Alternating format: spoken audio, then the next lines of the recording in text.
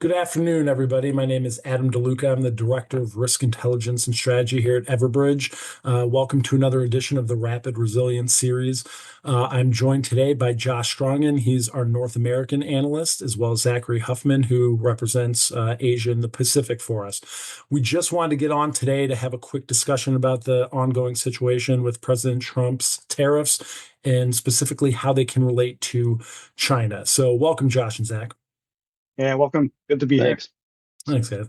So, Josh, starting with you, we've done a few of these videos already, and as most of the people watching know, President Trump has put a 90-day pause on the reciprocal tariffs, except the ones that were levied against China. The market has been fluctuating, to say the least, but him pausing the tariffs was a sharp pivot from his rhetoric earlier this week. Now that the dust settled on all of this, I know we've been reporting a lot on our platform, but can you kind of give us a rundown of the situation as of this afternoon? Sure. Yeah, it's been a really volatile week in terms of what's going on with all the tariffs. So, like you said, yesterday Trump announced that he was pausing all reciprocal tariffs except for the ones that were levied on China. But there will still be a baseline 10% tariffs for every country that is not China, Canada, or Mexico on all imported goods into the US. In addition, yesterday's pause was really just about this new reciprocal tariff that had been announced. So previous tariffs that were already in effect are still going. So that includes a 25% tariff on steel and aluminum imports, a 25% tariff on vehicles and auto parts, as well as 25% tariff for all goods from Canada and Mexico that are not covered by the US, Mexico, and Canada trade agreement that was initially put into place during Trump's first administration. And like you said, there are 145% tariffs on all goods coming in from China. Okay, so obviously there are going to be a lot of economic impacts, even from those smaller tariffs that might be underreported in the news cycle. But Zach, turning to you, you don't have to be a psychology professor or a doctoral candidate to know that some of the other countries around the world, specifically China, who's the other major player in this situation, might have some feelings on our tariffs specifically targeting them. How are they responding to the tariffs that we're imposing? Can we expect retaliation? Will it just be reciprocal tariffs, or could there be other geopolitical ramifications? Yeah, so after last week's initial U.S. tariffs, China did impose retaliatory tariffs on the U.S. And restrictions on some American companies' operations in China. They also imposed additional export controls on rare earth elements.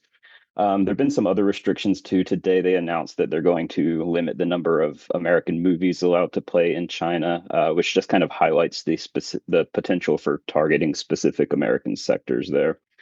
And yeah, Chinese tariffs on U.S. imports at this point are 84% generally. Going forward, Beijing has indicated that it does intend to introduce some more retaliatory economic measures.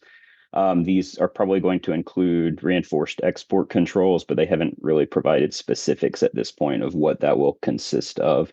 Some restrictions they could impose are targeted sanctions on American companies or executives personally. Their potential for imposing additional tariffs on U.S. goods is a little bit limited just because China imports such a lower volume of goods from the U.S. than vice versa. It makes other forms of economic retaliation probably more likely than just additional tariffs by Beijing. One move they could take is investigations into American firms operating in China, just under various legal guises. And this could include police raids on offices in China. That, of course, raises concerns over arbitrary or politically motivated detentions in China, which are already a concern for travelers there. These are especially high during times of heightened diplomatic tensions, and they're usually spurred by a specific event, which could, include a sudden spike in tariffs. Business travelers in China have also sometimes been subject to exit bans, which are basically just it prevents them from leaving China without being formally detained by police. So these are actions they could take longer term. the potential for high tariffs remaining on China and really harming the Chinese economy could lead to some political instability in China potentially. The economy there has already been shaky the past few years due to the property crisis, and if the U.S. really intends to leave these tariffs in place as part of a economic decoupling operation, rather than just a focus on current trade imbalances, that longer term is really going to increase the potential for major disruptions.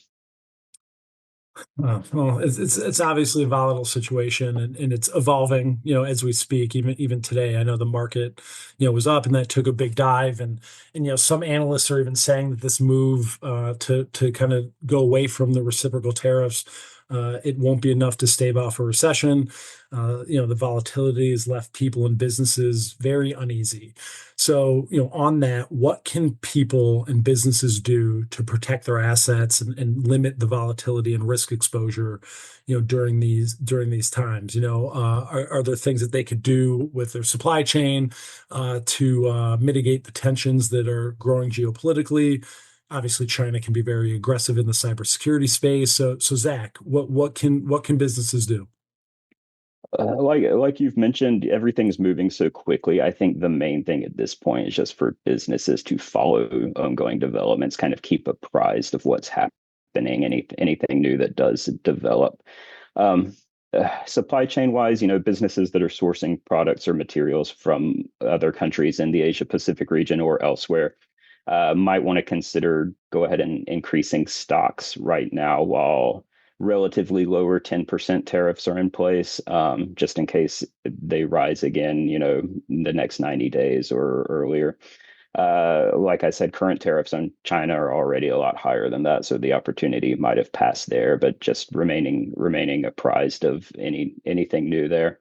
Um, Longer term, I think just given that U.S.-China tensions have been really persistent and rising in recent years, businesses might want to just think about orienting away from China as much as possible or desirable, at least diversifying supply chains there into other countries or regions, diversifying investments, that kind of thing. Yeah, like you mentioned, the potential for cyber attacks from China could rise over the coming days or weeks. Either from the Chinese government directly or groups originating in China. And there, I would just say, businesses and individuals should be sure they're practicing strong cybersecurity, keeping everything updated. What about you, Josh? Yeah, similarly, I think one of the biggest things, like Zach mentioned, is really to make sure that businesses and other organizations are not really overreacting to every single announcement that's being made. Obviously, especially with the Trump administration, things are very volatile and can change within an hour or two. Not to say within a week or two. And so, trying to immediately react to every decision, I think, will really hurt businesses' ability to kind of continue to function as they want. And specifically for organizations in the Americas, if there are organizations that have facilities in Canada and Mexico, and they are producing goods that are imported to the US that fall under that USMCA trade agreement, it might be better for them to start trying to shift additional production to those facilities because those goods are not under any tariffs right now. And so that might be a way to help avoid it. Obviously, again, like Zach said, it's really helpful to diversify supply chains as much as possible to try and minimize the risk of, being stuck with all of your goods that are coming in from China or other countries that have significant tariffs. The other thing too is for organizations outside the U.S. It may be beneficial to look to try and diversify supply chains that do not involve the U.S. at all. Obviously, goods going into the US, you're not going to be able to do anything about. But for other supply chains where organizations can avoid using the US, it might be beneficial to them to try and search for avenues where they won't have to impose some of these tariffs and kind of limit that economic damage that they might get otherwise. No, that's a really good point, both Zach and Josh, about the supply chain, diversifying the supply chain, and just being level-headed going into all this. Like with all the volatility and with the situation, the ever-changing political environment that we're in currently, it's just important to make sure that you're being measured in your choices in reaction to some of these tariffs. So thank you for highlighting that. I also just wanted to highlight that Everbridge is very much producing and monitoring on this situation. Josh himself has put out maybe dozen situational reports detailing kind of the movement on the situation, and Zach has been following closely from an Asia Pacific standpoint as well. So, Josh, Zach, thank you very much for coming on today. Really appreciate it. Thank you for the information. Thanks, Adam. Thanks.